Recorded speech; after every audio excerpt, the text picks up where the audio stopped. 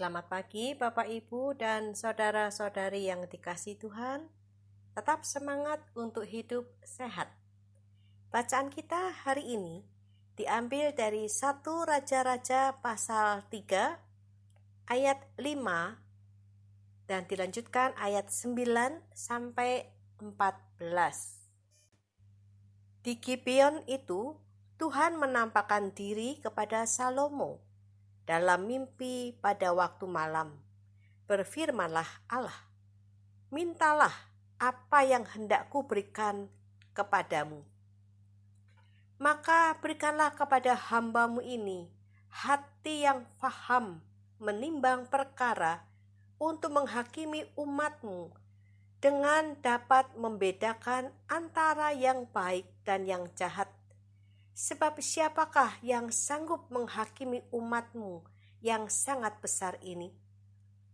Lalu adalah baik di mata Tuhan bahwa Salomo meminta hal yang demikian. Jadi berfirmanlah Allah kepadanya, oleh karena engkau telah meminta hal yang demikian dan tidak meminta umur panjang atau kekayaan atau nyawa musuhmu, melainkan pengertian untuk memutuskan hukum, maka sesungguhnya aku melakukan sesuai dengan permintaanmu itu. Sesungguhnya aku akan memberikan kepadamu hati yang penuh hikmat dan pengertian, sehingga sebelum engkau tidak ada seorang pun yang seperti engkau, dan sesudah engkau takkan bangkit seorang pun seperti engkau. Dan juga apa yang tidak kau minta, aku berikan kepadamu, baik kekayaan maupun kemuliaan, sehingga sepanjang umurmu takkan ada seorang pun seperti engkau di antara raja-raja. Dan jika engkau hidup menurut jalan yang kutunjukkan dan tetap mengikuti segala ketetapan dan perintahku, sama seperti ayahmu Daud, maka aku akan memperpanjang umurmu. Dari firman ini kita melihat Salomo sebagai sosok manusia yang berbeda. Saat Tuhan memberinya peluang untuk mengajukan permintaan kepada Tuhan, sebagai seorang raja, Salomo tidak meminta umur panjang supaya dapat lebih lama duduk di atas tahtanya. Salomo tidak meminta kekayaan yang bisa membuat dia makin jaya dan makin mempesona dengan kekayaannya.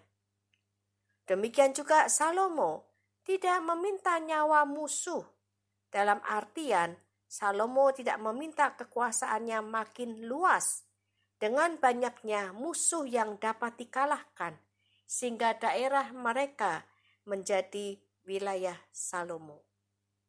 Salomo meminta hikmat dari Tuhan. Bapak, Ibu, dan saudara-saudari yang dikasihi Tuhan, di satu sisi firman ini mengharukan karena kita melihat Salomo tidak memikirkan keberadaannya sebagai raja, tetapi justru memikirkan bagaimana menggunakan keberadaannya sebagai raja itu untuk melindungi rakyatnya. Karena itu dibutuhkanlah hikmat menurut dia. Dan di sisi yang lain, kita melihat justru permintaan Salomo ini kemudian menjadikan Salomo sebagai raja yang tidak ada duanya. Dan sepanjang masa, Salomo dikenal sebagai raja yang berhikmat dan bijak. Salomo menunjukkan kepada kita bahwa hikmat adalah sesuatu yang harus ada di dalam kehidupan kita. Karena hidup harus dijalani dengan hikmat. Harta tanpa hikmat akan menjadi laknat. Karena tanpa hikmat, harta akan digunakan dengan sangat ceroboh. Kekuasaan tanpa hikmat adalah sebuah kehancuran. Karena kekuasaan tanpa hikmat akan digunakan untuk kepentingan pribadi.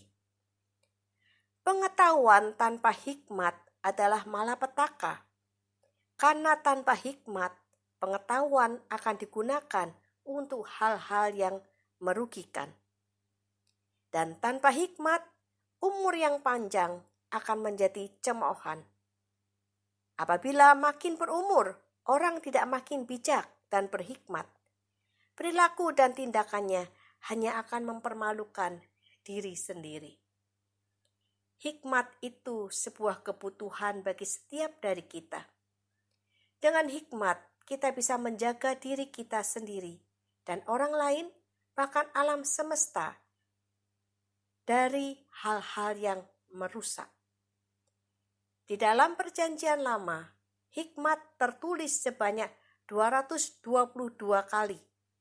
Ini menunjukkan kepada kita bahwa Tuhan menginginkan kita untuk berhikmat di dalam menjalani kehidupan. Selamat pagi Bapak Ibu dan saudara-saudari. Mari sebelum bertindak, kita lebih dahulu meminta hikmat dari Tuhan, supaya segala tindakan kita didasari iman dan hikmat yang semuanya berasal dari Tuhan. Tuhan beserta kita. Amin.